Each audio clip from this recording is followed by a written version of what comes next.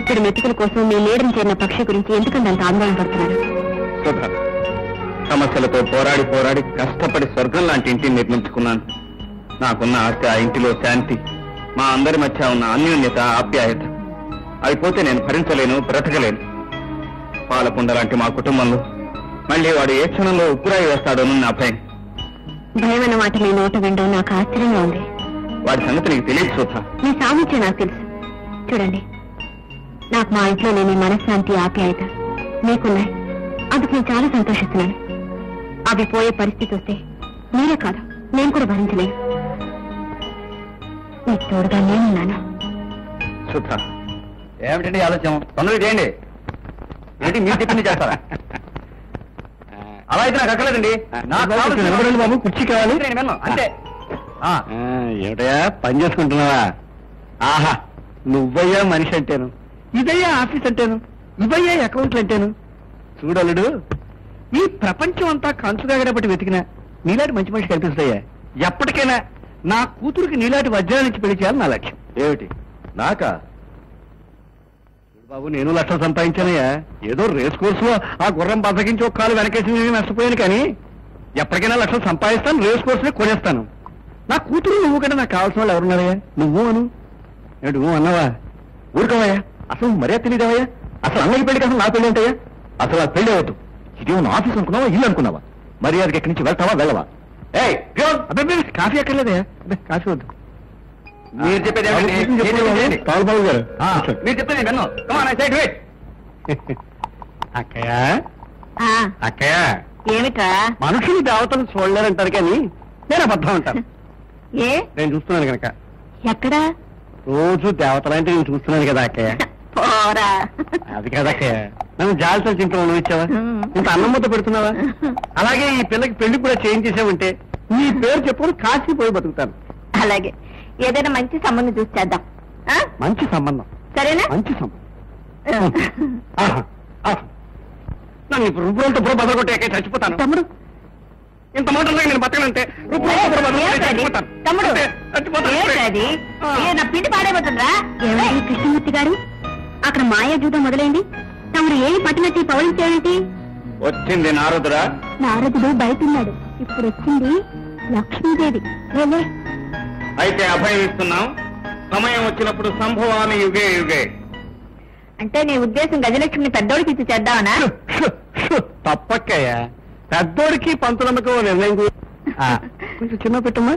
ఇప్పుడు మురారికి నా కూతురు నుంచి పెళ్లి చేస్తే వాళ్ళిద్దరు నీ పాదాల దగ్గర పడి ఉంటారు, నేను కాశీలో పడి ఉంటాను. ఆలోచి. ఏమిటో పిచ్చిముండ చిన్నబావ చిన్నబావ చిన్నబావ అంటూ కాకిలా అరుస్తూ ఉంటుంది రోజును. అలాగే, పెద్దోడికి కూడా ఒక మాట చెప్పి అలాగే చేద్దాం. చూడక్కయ్య, ఈ ఇంటికి పెద్దానివి యజమానురాలివి నువ్వు. నీకు ఇష్టం లేకపోతే చెప్తే దాన్ని నేను గోతులో రోజు నేను నూతులో దూకి చచ్చిపోతాను, లేకపోతే ఈ గిన్నెతో బుర్ర బదలు కొట్టాయి. అబ్బాబా, ఏమిట్రా మాటలు? మీరంతా అవునంటే నేను కాదంటానా? ఎందుకైనా మంచిది, బాబుకు కూడా ఒక మాట చెప్పి చేద్దాం. ఏమిటమ్మా నాతో చెప్పేది? మావయ్య ఏమన్నా పరాయివాడా? నీ మాట మేము ఎప్పుడన్నా కాదన్నావా? ఇదేమన్నా కానిపోయినా శుభకార్యం. మావయ్య, ఒకసారి వస్తావా? నీ కూతుర్ని పెళ్లి చేసుకునే అదృష్టం నాకు లేకపోయినా నా తమ్ముడి అదృష్టం చూసి నాకు చాలా ఆనందంగా ఉందనుకో. అల్లుడు, ఇదేమి కల కాదు కదా? చూసా, కల కాదు, నిజం. మావయ్య, ఒక్కసారి నేను కౌగిలించుకోవాలనుంది. కౌగిలించుకోనా? అల్లుడు, నా ఇమేజ్ పెంచేసే అల్లుడు. ఉదయం 7:30 శనిగ్రహాలు 2 ఇల్లు వదిలిపెట్టి వెళ్ళిపోతాయి. ఒకే దెబ్బకు 2 పిట్టలు. అబ్బా, మొత్తానికి సార్థక నామధేయాలు అనిపించుకున్నారు. అంటే కలియుగ కంసుని అదరకొట్టిన శ్రీకృష్ణ పరమాత్మ నమో నమః.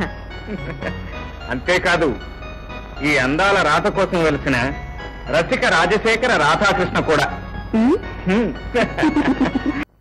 ఆగు. ఎదిరించి ఉద్యోగం చేసినా ఏమీ చేయలేను నాన్న. ఎవరితోనూ పై తక్కలాడితే మాత్రం ఏం చేస్తాడనుకుంటున్నావా? ఇప్పుడే చెబుతున్నాను, నా ఇష్టం లేకుండా నువ్వు వీళ్ళు కదలడానికి వీల్లేదు. అక్కిష్టమూర్తి గారితో నువ్వు తిరగడానికి వీల్లేదు. జంతువులే బానిసత్వానికి అంగీకరించిన ఈ దేశంలో వ్యక్తి బానిసత్వానికి నేను ఒప్పుకోను. నా పరువు తీస్తావా? మీ పరువు ఉందని మీరు చెప్పుంటే సరిపోతుందా? 4 రోడ్ల మధ్య నిలబడి నా పేరు ఇదని మీరు గట్టిగా కేకండి, మీకు ఎంత పరువు ఉందో తెలిసిపోతుంది. అనవసరంగా ఆవేశపడకండి. వానిద్దరి మధ్య కాగితం పడవలా ప్రయాణిస్తున్న రక్త సంబంధాన్ని నాశనం చేయకండి. వాడెవడో నీకు తెలుసా? నాకు శత్రువే, అనుక్షణం నన్ను ఆడుతున్నవాడు. దుర్మార్గాన్ని అంతం చేయాలని చూసి ఆ గుణమే నాకు నచ్చింది. అందుకే అతనితో చేయగలిపాను. మీరు కాదంటే మీ ఆస్తిని మీ అంతస్తుని మీకు సంబంధించిన సమస్తాన్ని వదిలిపెట్టి వెళ్ళిపోతాను. అలా నువ్వు తీర్మానించుకున్నంత మాత్రం సరిపోతుందా? నీకు ఇష్టం లేకపోయినా బలవంతంగానే సరే నా ఇష్టం వచ్చిన వాడికి ఇచ్చి నీ పెళ్లి జరిపిస్తా. Don't think I'm a slave here. I know what I am and I know what to do and I know how to teach a lesson to you. Behave yourself. నీకు మానాత్మానాలు లేవు, సిగ్గు లేదు, వెళ్ళి బురదగుంట్లో పడి తావు అని ఆవిడ అన్నారండి. ఆ మాట అమ్మాయి అన్నా నువ్వు తర్జుమాలు. రాజభాష నుంచి రాష్ట్ర భాషలోకి వచ్చేసరికి మాత్రం డిఫరెన్స్ ఉంటుందండి. డిఫరెన్స్ ఉంటే పర్వాలేదు, తేడా ఉంటే మాత్రం నేను ఒప్పుకోను.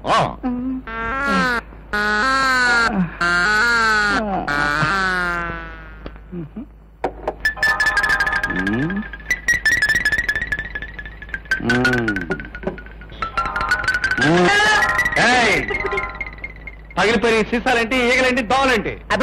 దోమలు కదండి, మంచం నిలిపినండి, నల్లులండి. సీసాలు పగిలిపోతాయి. మీకేం కావాలి సార్? ఉండు, మా స్పెషల్ ఆఫీసర్ వస్తున్నాడు. స్పెషల్ ఆఫీసర్ ఉండాలా అండి? స్పెషల్ ఆఫీసర్ దేనికుంటాడు? మున్సిపాలిటీకి ఉంటాడు. నీకు అసలు లైసెన్స్ ఉందా? షాపుకి లైసెన్స్ ఉండరా సార్? ఉండాలా? ఉండాలి. ఇదిగో మా ఆఫీసర్ వస్తున్నాడు, నీ కొట్టి ముగించేస్తాను. అది ఇప్పుడు ఇక్కడికి వస్తాడా సార్? లేకపోతే నేను ఎందుకు వస్తానయ్యా? మీరు ఎవరు సార్? నేనా?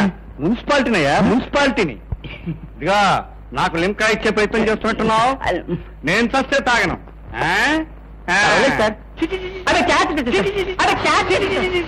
ఏమిటో మొహమాట పెట్టేస్తున్నావు. రూల్స్ ప్రకారం తీసుకోకూడదు, అయినా నువ్వు ఇస్తున్నావు కానీ తీసుకుంటున్నాను. పర్వాలేదు, తాగండి సార్.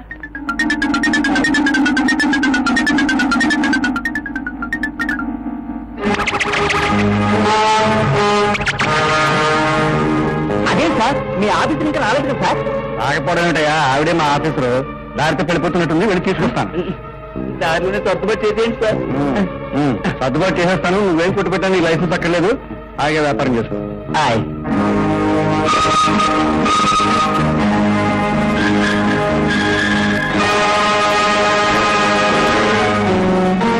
హలో, ఏంటి పంతులమ్మ గారు పొద్దున ఎటు వచ్చేసారు? స్కూల్కి వెళ్ళలేదా? పొద్దున స్కూల్కి వెళ్ళినా సాయంత్రం ఇంటికి రావాల్సిందేగా. ఆ ఇల్లు ఏదో స్థిరం చేసుకున్నాను వచ్చాను. అదేంటి? మన పెళ్లి విషయంలో నాకు మా నాన్నగారు ఘర్షణ జరిగింది. ఇంకెంతో కాలం ఇంట్లో ఉండే అవకాశం లేదు. అయితే నీకు ఇప్పుడు అత్తవారిల్లు కావాలన్నమాట. ఏమయ్యా కృష్ణమూర్తి, సుధా, మగపెళ్లి వారింటికి వెళ్ళటానికి మీ నాన్నగారు ఎలాగూ రారు. ఆ బాధ్యత నేను తీసుకుంటాను. కృష్ణమూర్తి, మీ ఇంటికి వచ్చి మీ అమ్మగారితో మాట్లాడి ముహూర్తం నేను పెట్టిస్తానయ్యా. మీరు మా ఇంటికి రావటం అంత అదృష్టమా? మీరంటే మా అమ్మకు కూడా ఎంతో గౌరవం. నన్ను కన్నబిడ్డలా చూసుకుంటారని, మీరెంతో ధర్మాత్మరాలని ఎప్పుడూ అనుకుంటూ ఉంటుంది. మా ఇంటికి మీరు వస్తే అమ్మ ఎంత సంతోషిస్తుందో. అమ్మ రాజమ్మ, నీ సంగతి తెలుస్తాను. ఇదే మా ఇల్లు, రండి.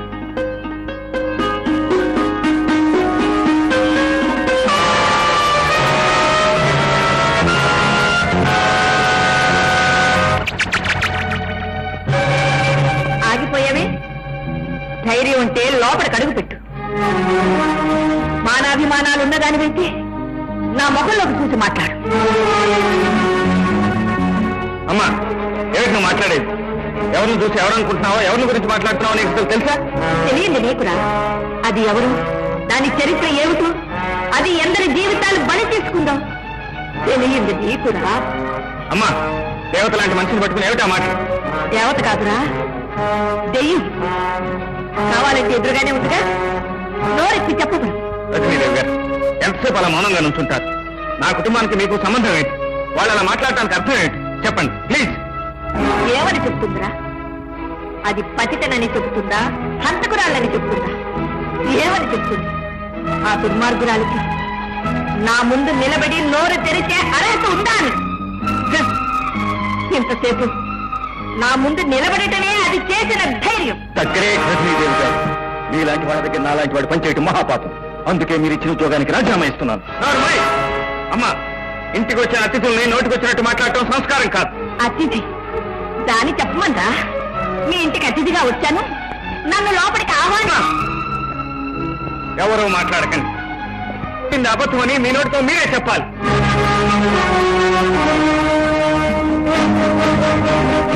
చెప్పండి ప్లీజ్. ప్లీజ్ మేడం, చెప్పండి.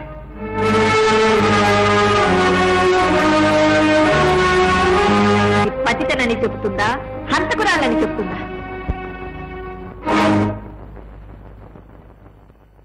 రజనీదేవి గారు, మౌనంగా ఉండడం మనిషికి చెల్లుబాటు కాదు.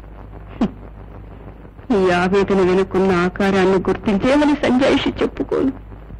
వాళ్ళ నిందల్ని నిజమని నమ్మే అంత మూర్ఖురాల్ని కాదు, కానీ నువ్వైనా మిమ్మల్ని దేవతలా చూసుకునే ఆ కృష్ణమూర్తికైనా చెప్పి అతన్ని ఓదార్చాల్సిన బాధ్యత. ఈ రోజు మొదటిసారిగా మా వాళ్ళని చూశాను. వెనుకటి ద్వేషం వాళ్ళలో ఇంకా కనిపించింది. ఇన్నాళ్ళుగా నా దగ్గర పనిచేసినలో లేనని తెలిసి అతనికి ఏమని సమాధానం చెప్పాలని నా గుండె బరువెక్కింది. రజనీదేవి గారు, మీరు చెప్పే నిజాన్ని కల్పించే అసత్యాన్ని దేన్నైనా సరే వినటానికి సిద్ధపడే వచ్చాను. ఏమండి, ఆవిడ మీ మేనత్త? కొత్తగా తెలిసిన బంధుత్వం కోసం అడగటానికి రాలేదు, పాత మమకారాన్ని తెంచుకోలేకొచ్చాను. రజనీదేవి గారు, మా అమ్మ ఆవేశానికి మీ మౌనానికి మధ్యలో సంబంధం ఏంటి? తెలియాలా? అవును. తెలుసుకుని ఏం చేస్తావు? అపనిందైతే దాన్ని సృష్టించిన వాడిని తగలబెడతాను. నిజమని రుజువైతే నాకు నేనే ధరించుకుపోతాను. వద్దు బాబు, అంత మాట అనుకు. నీకు చెప్తాను. ఒకనాడు అయిన వాడికి చెప్తే అపహాస్యం చేసిన కథను, స్థానానికి చెబితే అబద్ధమని కొట్టివేసిన కథను నీకు మళ్ళీ చెప్తాను. నిజమని నమ్మగలిగితే విని తీర్పు చెప్పు. నీ నాన్న, నేను అన్నా చెల్లెళ్ళు. అన్నయ్యకు వదిలికి ఇష్టం లేకపోయినా నేను లాయర్ చంద్రశేఖరం గారిని కులాంతర వివాహం చేసుకున్నాను. నా వివాహాన్ని సమర్థించలేని అన్నయ్యతో తెగతింపులు చేసుకుని నేను ఇల్లు విడిచి వెళ్లిపోయాను. ఆ బాధ తట్టుకోలేక మీ నాన్న మనసు వెక్కాడు. మీ మామయ్య అదే సమయంలో ఇంట్లో చేరి మీ నాన్న వ్యాపారంలో భాగస్థుడైన భూషయ్యతో చేయి గెలిపి ఆస్తి కాజేశాడు. కేసు కోర్టుకొచ్చింది. మిస్టర్ జస్టిస్, ఆ విధంగా రంగనాయకులు గారి ఆస్తిని ఆయన వ్యాపారంలో భాగస్థుడైన భూషయ్య గరుత్మంతరావుతో కలిసి దురాలోచన చేసి కాజేశాడని మనవి చేస్తున్నాం. అంతేకాకుండా గరుత్మంతరావు తను కలిసి కుట్ర పన్ని అనారోగ్యంతో మంచం పట్టిన రంగనాయకులు గారి దగ్గర దొంగ సంతకాలు సేకరించాలని కూడా మనవి చేస్తున్నాం. దానికి సంబంధించిన డాక్యుమెంట్స్ అన్ని సాక్ష్యాధారాలతో సహా త్వరలోనే కోర్టు వారికి సమర్పించుకుంటాం. కనుక నమ్మక ద్రోహం చేసిన గరుత్మంతరావుకి, ఆస్తి కాజేసిన భూషయ్యకి కఠిన శిక్ష విధించవలసిందిగా కోరుతున్నాను. ఎక్కడికి వెళ్ళావా? మీరు కేసులో గెలవాలని ముక్కుకు వచ్చాను. అంటే రేపు నీ కేసు గెలిచిన తర్వాత నేను గెలిచినట్ట, నీ దేవుడు గెలిచినట్ట? నేను నమ్ముకున్న దేవుడు నా దేవుని గెలిపించిన. మొత్తానికి లాయర్ భార్య అయినందుకు నువ్వు మెరికలు తిప్పి మాట్లాడడం నేర్చుకున్నావు. రామయ్య, అమ్మా, దేవుని గుళ్ళు అర్చన చేయించాను, వెళ్ళి తీసుకురా. మరిద్దరికి భోజనం వడ్డించి పర్వాలేదులేరా. మీ అమ్మగారు మూడు కన్నం వడ్డిస్తే ఇంక కరిగిపోదు. వెళ్ళు. ఏమండి, మీరు కేసులో గెలిచి తీరాలండి. అన్నయ్యకి మన పెళ్లి ఇష్టం లేకపోయినా నా వాటా ఆస్తి అమ్మి ఫిక్స్డ్ డిపాజిట్ లో వేసి పంపాడు. అలాంటి వ్యక్తిని ఇలాంటి వాళ్ళు నాశనం చేస్తుంటే చూస్తే ఎలా ఊరుకోవడం చెప్పండి. అందుకే కదా టోయ్ నేను కావాలని నీ కేసు టేకప్ చేశాను. చూడు, నిన్ను నా ఇంటికి తీసుకొచ్చేటప్పుడు లక్ష్మీదేవిని పోగొట్టుకున్నట్టుగా మీ అన్నయ్య బాధపడ్డాడు. ఇప్పుడు ఈ కేసు గెలిచి ఆ లక్ష్మీదేవిని ఆ ఇంట్లో అప్పగించి మరీ వస్తాడు. లాయర్ గారు, ఏమిటోర్మా వెళ్ళేందుకు తీసుకొచ్చావు? మిమ్మల్ని కలిసి ఏదో లావాదేవీలు చేసుకుంటానంటూ తీసుకొచ్చాం. ఇలా నిలబడి మాట్లాడుకుంటే బాగుంటుంది సార్. అలా పక్కకెళ్ళి కూర్చొని వివరంగా మాట్లాడుకుందాం రండి. అక్కర్లేదు, చెప్పండి. తమరు అలా కసుగుసమంటే మేమేం చెప్పగలం? నువ్వు ఆగురుడా, నేను మాట్లాడతాగా. లీడర్ గారు, తమరు ఈ కేసు వదులుకోవాలని చెప్పాలని వచ్చామండి. వదులుకోండి. నేను వదులుకుంటే మరొక న్యాయవాది వాదిస్తాడు. పొరపాటు లాయర్ గారు. ఈ దేశంలో చట్టం, న్యాయం, డిగ్రీలు, పెళ్లి కొడుకులు, ఆడవాళ్లు అంతా అమ్ముడు పడిపోయేసరికి కాకపోతే మిమ్మల్ని ఖరీదు చేయడానికి బావామరుదుల బంధుత్వం అడ్డొస్తుంది. అందుకే మిమ్మల్ని కొల్లాక ఈ రూట్లో వచ్చామండి. మీ పిచ్చి పిచ్చి ప్రయత్నాలు మానేసి తిరిగి వెళ్ళిపోండి. వెళ్ళిపోతాం లాయర్ గారు, కానీ ఒక్కటే షరతు. ఇన్నాళ్ల నుంచి మీరు సేకరించిన సాక్ష్యాధారాల తాలూకు ఫైలు మాకు ఇచ్చేయండి. పైగా ఈ కేసు మీరు విరమించుకున్నట్టు ఒక్క ముక్క రాసివ్వండి. వెళ్ళిపోతాం. లేకపోతే బ్రహ్మదేవుడు మీ నుదుటి మీద రాసిన నిండు నూరేళ్ల జీవితాన్ని మేము చేర్పేస్తాం. మా అన్నయ్యకి చేసిన అన్యాయం చాలక ఇక్కడ దౌర్జన్యం చేయడానికి వచ్చారా? మేము దౌర్జన్యం చేయడానికి రాలేదు రాజమ్మ, రాయబారం చేయడానికి వచ్చాం. మేం చెప్పినట్టు నీ మగన్ ఒక్క ముక్క రాసిమ్మను, శాంతమూర్తుల్లా వెళ్ళిపోతాం. నా కంఠంలో ప్రాణం ఉండగా రాసివ్వను. అంతే కదా, దాన్ని తీసేస్తాం.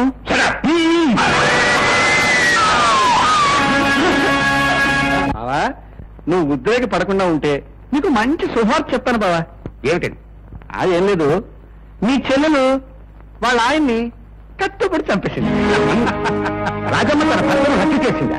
అవును బావా, మన ఇంటి పరువు తీసి ఒక కులం తక్కువ పెళ్లి చేసుకుంది. అంతటితో ఆగకుండా మరొకరితో అక్రమ సంబంధం పెట్టుకుంది.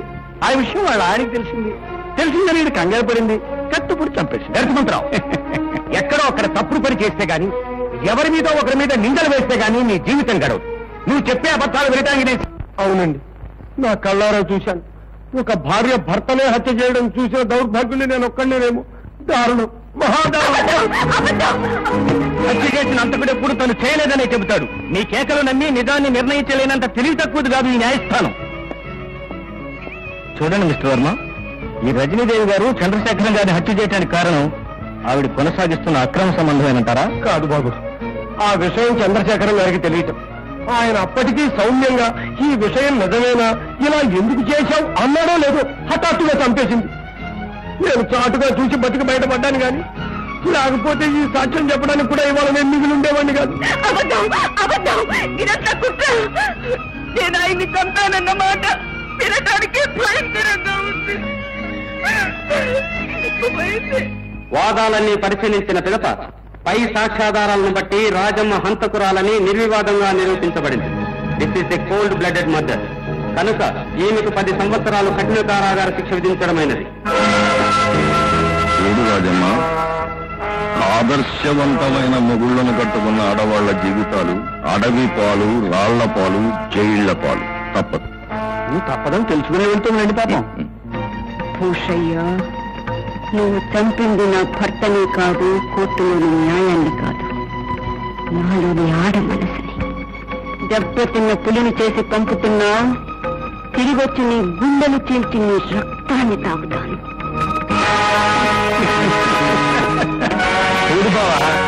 ఆ రోజు రాజమ్మ కొలటని చెప్తే నా మీద విరుచుకుపడ్డావు.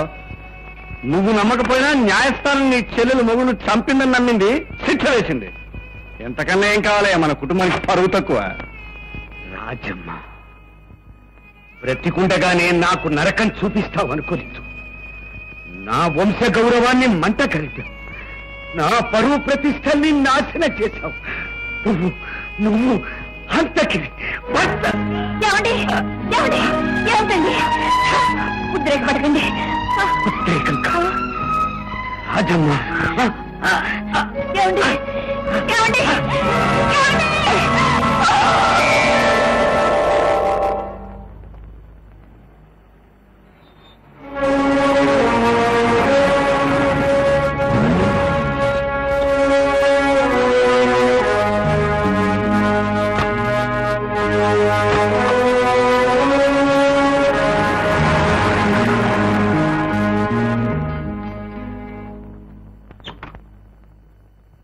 జైలు నుంచి వచ్చాక భూషయ్య గారిని ఏదో చేస్తారని శపథం చేసేవాడు కదా, అందుకే నీ శవాన్ని ఆయన కానుగ్గా ఇస్తానని.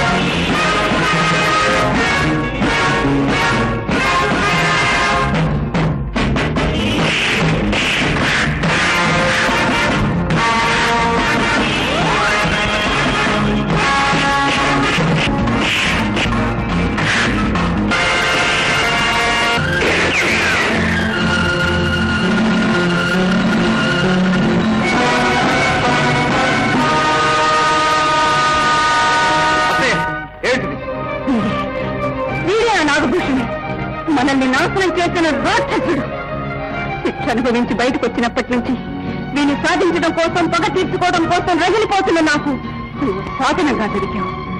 అనుకున్నది సాధించే ప్రయత్నంలో నువ్వు వజ్రాయుధంలా కనిపించావు.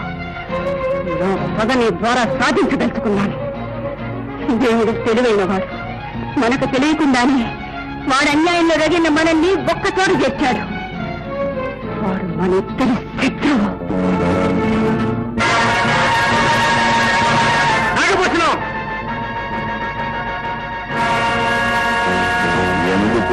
రెండు తరాలుగా నువ్వు అనుభవిస్తున్న నా ఆస్తిని తిరిగి స్వాధీనం చేసుకోవడానికి, నా మేనత్త రజనీదేవికి జరిగిన అన్యాయానికి ప్రతీకారం తీర్చుకోవడానికి.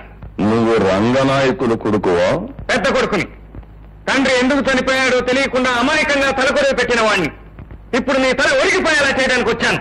చాలా శ్రమపడి వచ్చావు కానీ అదంత సులభం అనుకుంటున్నావా? నువ్వు కనుకుంటున్నావా? ఇప్పుడే నిన్ను నీ భవంతిని తునాతునకలు చేసి భూస్థాపితం చేయగలను. కానీ నీ శరీరంలో అన్ని పార్ట్లతోనూ నాకు పన్నెండు గనక ఏ పార్ట్కి ఆ పార్ట్ మిగిల్చి వెళ్తాను. కానీ నేను తలుచుకుంటే నువ్వు ఇక్కడి నుంచి తిరిగి వెళ్ళలేవు అని తెలుసుకోలేకపోతున్నావు. అన్నీ తెలుసుకుని నువ్వేమిటో తెలుసుకుని నిన్నేం చేయాలో తెలుసుకునే వచ్చాను భూషణం. చాలా ఆలస్యంగా తెలుసుకున్నావు. నువ్వు తెలుసుకునేసరికి నేను చాలా ఎత్తుకెదిగిపోయాను. ఎత్తునున్న వాడేరా నేల కూలిపోయేది. మరుగే కుక్క కరవదు. నీ కాళ్ళు తీసేయాలనే ఉంది, రావాలి. నీ చేతులు నరికేయాలని ఉంది. కానీ అవి నా తల్లికి చేసిన ద్రోహానికి ఆమె కాళ్ళు పట్టి క్షమాపణ చెప్పాలి. నీ నాలుక ముక్కలు ముక్కలుగా కోసేయాలనుంది. కానీ అది నా కుటుంబానికి జరిగిన అన్యాయాన్ని కోర్టులో ఒప్పుకోవాలి. అందుకే తాత్కాలికంగా వీటన్నిటినీ వదిలేసి వెళ్తున్నాను. నా మాట విని కాళ్ళ మీద నిలబడతావో నెత్తి మీద తెచ్చుకుంటావో నీ ఇష్టం. బాబు ఆయన చివరిలో ఏం చెప్పిందంటే నాకు అర్థమైంది వాడు ఏం చెప్పాడో. నువ్వు నోరెత్తుకు వెళ్ళు. అమ్మా, ఏ చేసిన తప్పు ఒప్పుకోవటానికి వచ్చావా? లేదురా, తప్పు మీరేమని చెప్పడానికి వచ్చాను. అత్తయ్యను అనవసరంగా నట్టింట్లో నిలబెట్టి నింద వేశారు. నీకేం తెలుసని నింద మోపారు. ఏ సాక్ష్యాధారాలు చూశామని దోషిగా నిలబెట్టారు. మీరు విన్నదే న్యాయం అయితే, ప్రతివాడు చెప్పింది నిజమైతే రామాయణంలో సీత కూడా పద్ధతిగా నిలబడి ఉండేది. నువ్వు దాని విషపు కూడు తింటున్నావని దాన్ని సమర్థిస్తున్నావా? ఇంటా వంట దాన్ని కృంగదీసింది. అది చేసిన ఘాతకం నా సౌభాగ్యాన్ని నాశనం చేసింది. నా బిడ్డల బ్రతుకు వీధుల పాలు చేసింది. ఘాతకి అసలు ద్రోహం చేసిన వాళ్ళు హాయిగానే బ్రతుకుతున్నారు. తప్పుడు సాక్ష్యాలకు చేయని నేరాలకు బలైపోయింది అత్తయ్య. శత్రువునైనా ప్రేమించడం మన సాంప్రదాయం.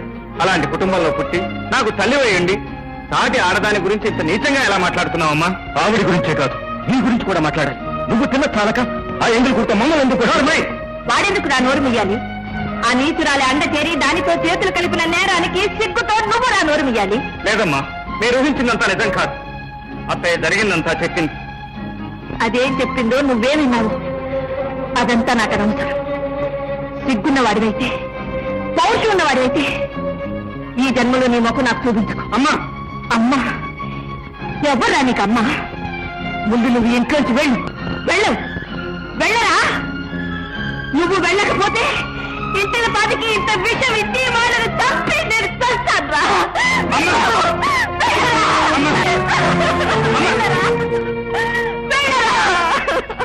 వెళ్తానమ్మా, వెళ్తాను. ఏ దిక్కు లేకుండా వీధుల్లో తిరుగుతున్న నన్ను చేరదీసి మన కుటుంబానికి ఇంత అన్నం పెట్టిన అత్తయ్యను నింద మోపి వెళ్ళగొట్టాం. ఇంతకాలం ఈ కుటుంబాన్ని మోసిన భుజం మీదే మీరు వేసిన ఆ నింద కూడా వేసుకుని వెళ్ళిపోతాను. నన్ను ఇంట్లోంచి వెళ్ళిపోమని నువ్వు ఆలోచన లేకుండా ఆవేశంతో ఇచ్చిన తీర్పే అయినా కన్న తల్లి మాట మీద ఉన్న గౌరవంతో వెళ్ళిపోతున్నాను.